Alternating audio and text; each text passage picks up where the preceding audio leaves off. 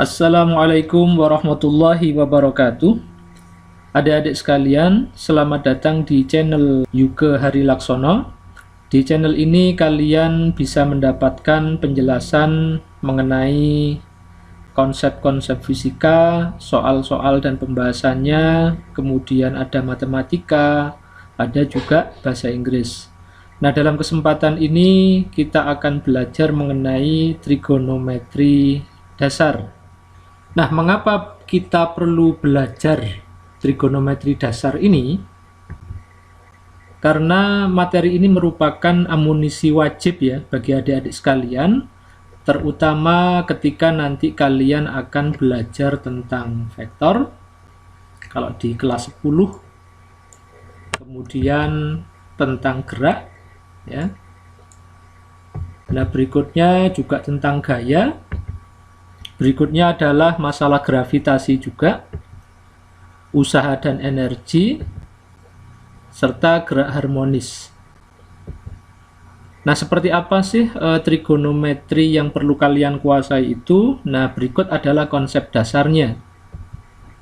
Konsep dasarnya adalah pada segitiga siku-siku. Nah, misalnya di sini kita memiliki sudut A ya, di segitiga siku-siku ini, maka yang perlu kalian ketahui adalah nanti pada ketiga sisinya. Jadi mengenai sisi yang pertama adalah sisi bagian depan.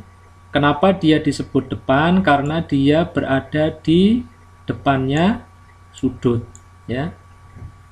Jadi sisi yang depan itu adalah sisi yang dari sini sampai ke sini. Nah, ini adalah sisi depan. Selanjutnya, untuk memudahkan kita singkat sisi depan itu menjadi D. Ya, kita ambil yang suku depannya saja. Nah, berikutnya adalah sisi bagian di sini ya, sisi yang samping kita sebutnya. Nah, sisi yang sini. Nah, sisi yang samping ini kalau kita perhatikan ciri-cirinya, dia melekat dengan sudut A ya, melekat dengan sudut A di sini. Juga dia melekat dengan sudut yang tegak lurus. Nah, di sini kita disebut sebagai sisi samping atau kita sebut sebagai SA. Nah, berikutnya adalah sisi yang miring. Sisi yang miring itu yang di sini ya. Sisi yang miring, sisi yang di sini. Kalau kita amati sisi miring itu letaknya dia ada di depannya sudut yang siku-siku. Nah, selanjutnya kita sebut dia sebagai mi. Nah, untuk apa kita mengetahui sudut, kemudian bagian-bagian sisi ya dari segitiga ini? Karena kita akan mengenal istilah dalam trigonometri. Yang pertama kita sebut sebagai sin A. Sin itu singkatan dari sinus ya. Karena kita pakai sudut A di sini, maka kita namakan sin A. Nah, sin A itu didefinisikan sebagai sisi depan dibagi sisi miring ya, atau disingkat menjadi D per mi ya, atau demi saja gitu. Nah, untuk memudahkan kita singkat saja, untuk sin A sama dengan depan per miring itu menjadi cintaku demi. Jadi sin itu untuk sin, D itu depan, mi itu untuk miring. Jadi kalau ingat cintaku demi berarti dia adalah sin A ya. Berikutnya adalah cos A atau cosinus A ya, cos A.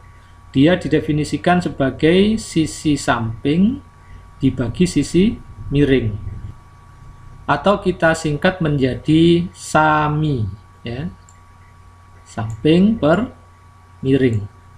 Nah, untuk memudahkan kita singkat menjadi cos we are same. Jadi kalau dalam bahasa Inggris cos itu kan biasanya ditulis begini ya, atau CZ. We are same. Same itu sami ya, sama begitu. Jadi cos we are same berarti dia cos sami. Nah, berikutnya adalah tan atau tangen ya, tangen A. Dia didefinisikan sebagai sisi depan dibagi dengan sisi samping, disingkat menjadi desa atau depersa. Nah, disingkat ini sangat mudah, atau tani desa ya. Jadi ingat 3 kata-kata ini, cintaku demi, cause we are same, dan tani desa. Karena ini harus dihafalkan oleh adik-adik sekalian di luar kepala. Jadi 3 kata ini mudah-mudahan bisa membantu untuk mengingat konsep trigonometri. Nah, apakah nama selain sin, cos, tan itu ada? Ada. Jadi ada yang namanya ini kosekan A ya. Kosekan A itu didefinisikan sebagai 1/sin A. Nah, di sini kan ada sin lagi ini. Jadi sin A ini nanti kita ambilkan dari ini ya, dari sin A ini. Jadi dia kalau 1/sin A itu adalah kebalikan dari mide ya, tinggal nanti dimasukkan 1/d/mi ya. Kalau sekan A itu adalah 1/cos ya. Jadi kita masukkan nanti cos A-nya ke sini ya. Di cos A tadi itu sami ini kita masukkan ke sini. Berikutnya adalah kotan ya. Ini kotangen A, dia didefinisikan sebagai 1/tan A. Jadi kalau kalian sudah hafal sin, cos, tan, sudah enak di sini ya. Jadi ini tinggal kebalikannya. Jadi kalau di sini kita hafal maka akan mudah ya. Nah, berikutnya untuk tan selain dia didefinisikan sebagai desa, dia juga didefinisikan sebagai sin A/cos A. Jadi kita pakai yang sudut A tadi boleh seperti ini ya. Oleh karenanya kalau kotan, karena dia kebalikannya, maka pakai cos A/sin A. Oke, ini semuanya wajib dihafal, siap ya? Oke. Nah, berikutnya kita akan belajar sudut istimewa ya. Setelah kita belajar konsepnya, kita akan lihat sudut istimewanya. Nah, di sini kita memiliki 3 segitiga ya, segitiga 1, segitiga 2, dan segitiga yang ketiga. Perhatikan sudut-sudutnya. Di segitiga yang satu kita punya sudut 30 dan 60. Ya, ini selalu segitiga siku-siku yang kita pakai. Nah, untuk sudut 30 dan 60 dia memiliki sisi-sisi yang khas ya. Jadi depannya 30 itu nilainya 1. Kemudian di sisi miringnya nilainya 2. Kemudian di sisi depannya yang 60 itu akar 3 ya. Nah, sebenarnya ini kita juga berhubungan dengan Pitagoras ya, karena dia siku-siku. Misalnya yang sisi miring ini kan kita sebut sebagai 2 ya, atau awalnya kita sebut R dulu lah misalnya ya. Jadi untuk membuktikannya kita akan lihat kalau di Pitagoras itu kan R sama dengan apa? Akar dari sisi yang di sini ya, 1 kuadrat. Kemudian ditambah dengan yang sisi yang ini. Akar 3 kuadrat. Nah, jadi ini kalau kita masukkan angkanya, ketemulah akar 1 ya, 1 kuadrat itu 1, akar 3 dikuadratkan nilainya 3. Jadi di sini ketemu akar 4. Nah, akar 4 itu nilainya adalah 2. Oke ya. Jadi dengan cara yang sama nanti untuk segitiga 2, segitiga yang ketiga itu akan ketemu angka yang diinginkan pada sisinya. Oke, setelah kita mengetahui sudut-sudut istimewanya dan juga sisi-sisinya ya, di sini juga ada 37 dan 53. Nah, ini yang juga cukup sering angka-angka ini keluar dalam soal-soal fisika ya. Meskipun angka-angka yang lain juga ada. Kalau 45 dia dengan 45 ya. Nah, selanjutnya kita terapkan konsep sin cos tan-nya. Nah, di sini saya sudah sediakan tabelnya ya. Nah, untuk yang sin 0 itu nilainya 0. Jadi ini kita tidak bisa membuktikan pakai yang segitiga. Tapi yang 30 sampai 53 kita bisa ya. Coba kita cek yang 30 sekarang. 30 sin. Nah, ini sin 30. Sin 30 tadi apa? Cintaku demi. Jadi sin itu adalah demi, depan ya. 1 ya, 1 tulis di sini. Kemudian dibagi dengan miring ya, demi miring 2, 1/2.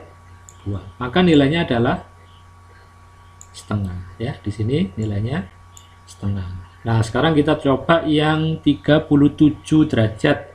Nah, di sini 37 sin demi ya, depannya 3, kemudian dibagi dengan miringnya 5, jadi ketemulah 3/5. Nah, dengan cara yang sama nanti kita pun juga bisa mencari 60 53 derajat. Nah, paling tinggi nilainya 90, kalau paling kecil itu nilainya 0, kalau paling tinggi nilainya 1 ya, pada sudut 90 derajat ya. Juga cos tan akan sama. Tadi coba kita cek yang tan ya. Tan itu kan juga didefinisikan sebagai apa? Sin per cos ya.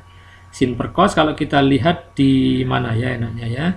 Di yang 45 lah, 45 sin per cos berarti setengah akar 2 dibagi setengah akar 2 ketemulah 1 ya. Jadi itu untuk membuktikan. Atau kalau tidak mau yang seperti ini, boleh pakai yang cara tadi. Tan 45 ya, tan 45 menggunakan sisinya tadi itu adalah desa ya, tani desa. Jadi desa depan per samping 1/1 nilainya juga 1. Jadi boleh dengan cara yang ini, boleh tan desa atau sin per cos. Berikutnya kita akan belajar kuadran trigonometri. Nah, seperti apa di kuadran trigonometri itu? Di sini sudah kita sediakan kuadrannya ya. Mulai dari sudut 0 ya sampai 90. Nah, itu disebut sebagai kuadran 1. Antara 90 sampai 180 itu masuk kuadran 2.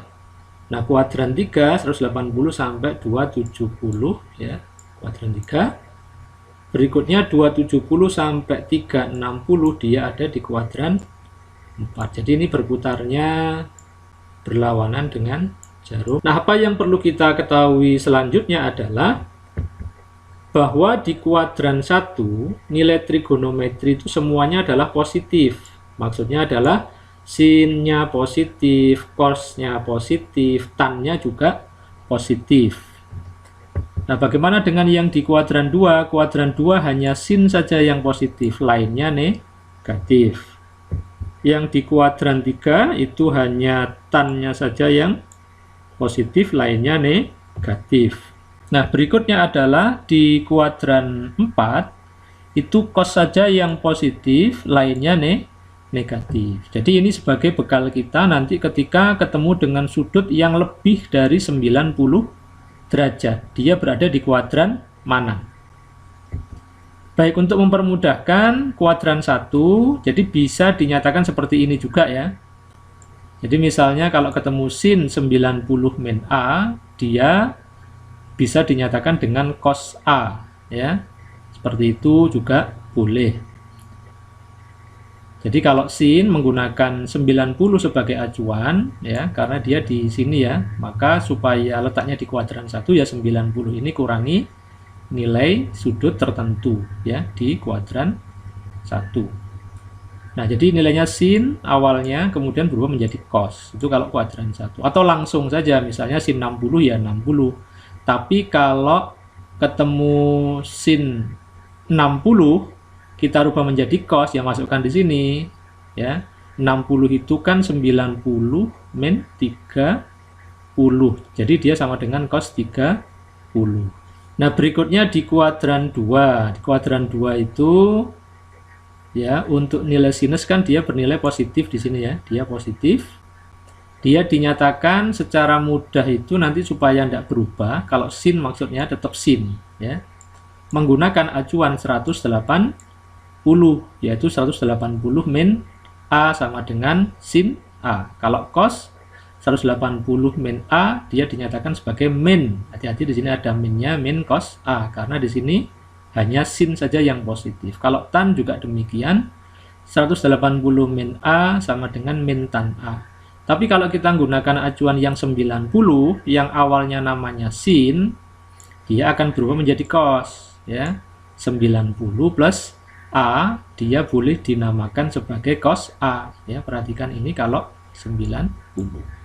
Cos juga sama, akan berubah menjadi sin tapi minus, karena dia untuk cos bernilai negatif nanti. Untuk tan juga bernilai negatif. Namanya berubah menjadi min kotan A ya. Oke, berikutnya untuk yang kuadran 3, paling enak memang menggunakan acuan 180 karena di kuadran 3 itu di sini. Maka kan mesti 180 lebih ya. Lebih itu berarti kan ditambah dengan sudut tertentu yaitu A. Yang sudutnya ini kan tidak sampai menyebabkan dia menjadi kuadran di sini ya. Jadi sudut-sudutnya ya antara 0 sampai 90 ya. Nah, berikutnya adalah kalau sin tadi tetap sin, cuman karena di sini kuadran 3 hanya tan saja yang positif, maka sinnya berubah menjadi sin negatif ya. Kalau cos 180 plus A berubah menjadi min, ada minnya, hati-hati ya. Tapi kalau tan tetap dia. Jadi 180 plus A nilainya adalah tetap tan A karena positif. Nah, yang lain ya, kalau misalnya menggunakan acuan 270, yang awalnya namanya sin berubah menjadi cos ya. Jadi cos. Nah, karena di kuadran 3 itu adalah negatif, maka ini sebenarnya adalah negatif cos A ya. Kalau cos berubah menjadi sin, karena sinnya juga di kuadran 3 adalah negatif. Untuk tan ya, tan 270 min A itu menjadi kotan ya, tapi dia sebenarnya di sini adalah positif ini. Jadi di sini ada kesalahan, mestinya dia positif karena di sini nilainya adalah positif untuk tan di kuadran 3. Nah, berikutnya adalah kuadran 4. Kuadran 4 wilayahnya di sini antara 270 sampai 360.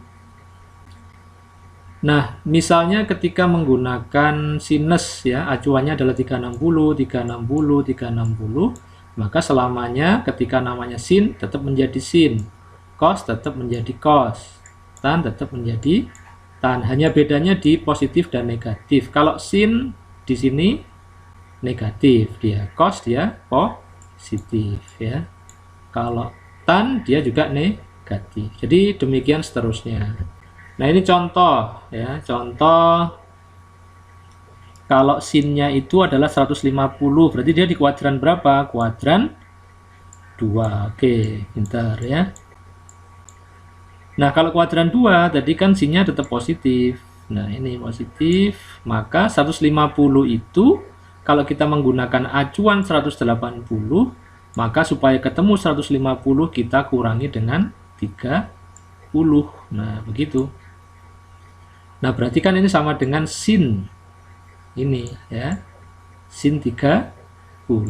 Nilainya adalah setengah. Jadi ini tadi dihafalkan dari tabel sudut istimewa. Nah, berikutnya kalau cos 240 ya, cos 240 kan dia berada di kuadran berapa? Kuadran 3 ya, kuadran 3. Nah, di kuadran 3 nilai cos kan apa? Negatif ya, negatif nanti. Nah, ini kalau dituliskan kan sebenarnya cos 180 plus 60 ya. Maka ini yang kita ambil nanti menjadi min cos 60 ya, min di sini tetap ikut min. Cos 60 nilainya setengah. Jadi min setengah hasilnya ya. Berikutnya untuk tan 300. Tan 300 dia berada di kuadran 4. Ya, di kuadran 4 untuk 300. Maka kalau menggunakan 360 ya dia harus dikurangi 60 supaya ketemu 300. Nah, maka dia boleh dinyatakan dengan min tan 60 ya, tan yang ini.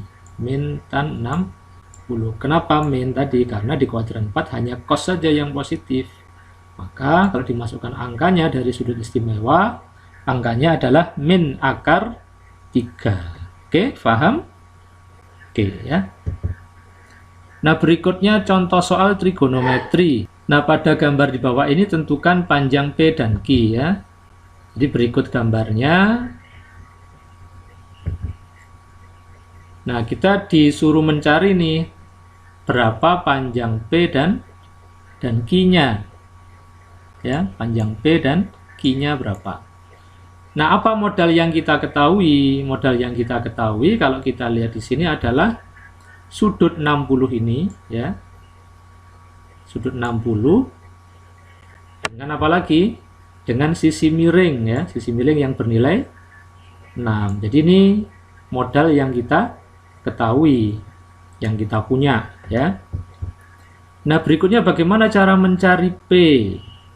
Nah, kita kan tadi sudah punya sisi miring 6 mi gitu ya, berarti dan juga sudut 60. Nah, maka P itu sebenarnya di mana? P itu adalah ini ya, dia merupakan sisi samping tadi karena dia menempel dengan sudut 90 dan juga menempel dengan sudut 60, makanya dia disebut sebagai sisi samping. Sudah punya sisi miring, sudah punya sudut. Nah, sekarang kita samping. Apa yang berhubungan dengan miring dan samping ya? Maka kita ingat cos we are same ya. Jadi pakai cos nanti samping dan miring ya, gitu ya. Jadi kita pakai yang cos. Nah, makanya cos 60 sampingnya tadi nilainya P, miringnya nilainya 6. Nah, begitu. Maka nilai P kalau kita kerjakan ya tinggal ini 6 kalikan cos. Jadi ini pindahin ke sini ya, perkalian silang 6 kali cos 60. Maka nilai P adalah 6 kalikan ya cos 60, nilainya adalah setengah. Nah, 6 kali setengah ketemu 3. Oke, mudah kan? Oke, berikutnya bagaimana cara mencari Q-nya ya, Q. Nah, ternyata Q ini adalah sisi depan ya. Sisi depannya ini karena dia berada di depannya 60 gitu ya. Nah, kalau yang dicari sisi depan, kita kan sebenarnya sudah punya modal miring sama samping sama sudut juga. Nah, bagaimana kalau menggunakan tani desa? Memenuhi kan? Memenuhi karena tan berarti kita sudah punya sudut kan yang 60, de berarti yang mau kita cari nih. Sa tadi samping sudah diketemukan angka 3 ini ya. Nah, maka kalau tan 60 ya, nilainya adalah depannya adalah Q tadi ya. Di sini Q. Kemudian samping nilainya adalah P. Nah, kita tinggal masukkan angkanya.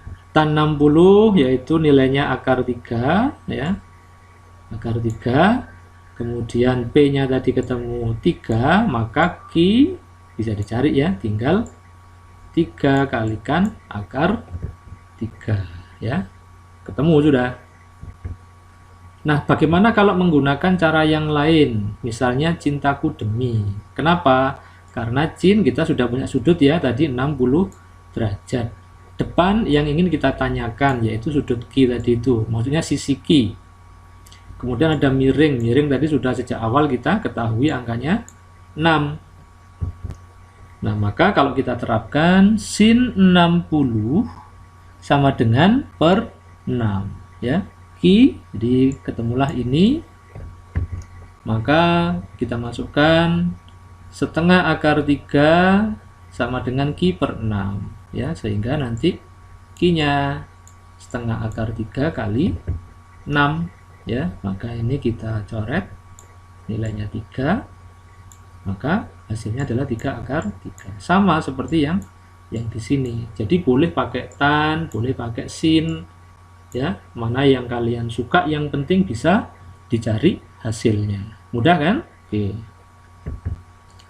Aturan sinus dan kosinus sekarang ya, masuk ke sini. Nanti ini digunakan untuk mencari sudut biasanya ya kalau di vektor. Nah, seperti apa konsepnya? Misalnya di sini kita punya segitiga sembarang yang memiliki sudut alfa, beta, gamma ya. Nah, kemudian berikutnya kita lihat di depannya alfa itu ada sisi A ya, di sini sisi A. Kemudian ada sisi B, dia berada di depannya sudut beta. Kemudian di sini ada sisi C, dia berada di depannya sudut gamma. Nah, seperti apa aturan sinus itu? Aturan sinus itu dia dinyatakan seperti ini. Sisi A dibagi sin alfa, jadi sisi yang di depannya dibagi dengan sudut yang ada di depannya ini ya, sama dengan B dibagi dibagi sudut yang ada di depannya akan sama dengan juga C dibagi dengan sin gamma. Jadi semacam ini yang disebut sebagai aturan sinus. Berikutnya adalah aturan kosinus. Seperti apa sih? Jadi aturan kosinus itu kalau kita perhatikan seperti ini. Misal kita ingin mencari nilai dari A kuadrat ya. A kuadrat kan dia berada di sini. Nah, kalau kita perhatikan, nah di sini kan dia memakai cos alfa ya. Karena pakai aturan kosinus. Maka yang harus disediakan oleh soal nanti adalah sisi B dan sisi C ya. Berarti kalau kita perhatikan di sini dengan sudut alfa ya, kemudian sisi yang diketahui adalah sisi B dan sisi C, maka A kuadrat sama dengan B kuadrat plus C kuadrat ya. Jadi sisi yang mengapit ini, perhatikan sisi yang mengapit alfa itu ada B dan C, maka B kuadrat tambah C kuadrat dikurangi 2 kalikan B kalikan C cos alfa. Dengan cara yang sama untuk nyari B kuadrat kan ini sisinya nih, berarti nanti dia berada di depannya sudut siapa? Sudut beta. Nah, ternyata beta itu diapit oleh sisi A ya, juga oleh sisi C ya, sisi A dan juga sisi C. Berarti A kuadrat tambah C kuadrat tambah 2AC, sisi yang mengapit, kalikan cos beta, sisi yang ada di depan B. Nah, berikutnya juga C kuadrat akan sama dengan A kuadrat plus B kuadrat min 2AB cos alfa. Nah, maka kalau mencari A, tadi kan nyari A kuadrat nih. Jadi kalau nyari A, tinggal pangkatnya ini dihilangkan dengan cara apa? Membuat akar ya, kalikan setengah pangkatnya. Kalau kalikan setengah kan 2 kalikan setengah kan 1 ya. Nah, ini kalau kalikan setengah, jadi semua ini pangkat setengah, maksudnya kalikan pangkat setengah ya. Nilainya adalah akar sekian. Jadi sama seperti yang ada di sini. Demikian juga B, demikian juga C akan ketemu dengan rumus yang sama seperti di depannya. Baik, berikutnya kita akan melihat soal aturan sinus seperti apa. Nah, di sini kita ada soal, perhatikan segitiga di bawah ini, tentukan nilai sudut gamma dan panjang sisi beta. ya, diminta mencari gamma dan juga panjang sisi B ya. Ini. Nah, bagaimana cara mencari sudut gamma ya? Nah, pertama kita perhatikan dulu apa sih yang sudah kita punya. Kita sudah punya modal 60 derajat dan juga panjang sisi di sini ya, 5 cm. Dia sudah berada di depannya sudut 60. Nah, sementara pertanyaan adalah gamma. Nah, gamma ini ternyata di depannya sudah memiliki panjang sisi 4 ya. Maka di sini kita akan menggunakan aturan sinus ya. Aturan sinus kalau kita terapkan sisi 5 ya, sisi yang 5 ini dibagi dengan sudut di depannya yaitu sin 60. Kemudian sisi 4 ini dibagi dengan sin yang ada di depannya yaitu sin gamma. Nah, maka sin gamma ini kalau kita kerjakan tinggal ya 4 ini ya, perkalian silang seperti ini. 4 kalikan sin 60 dibagi 5. Tinggal masukkan angkanya, 4 kalikan sin 60 setengah akar 3 ya, ini.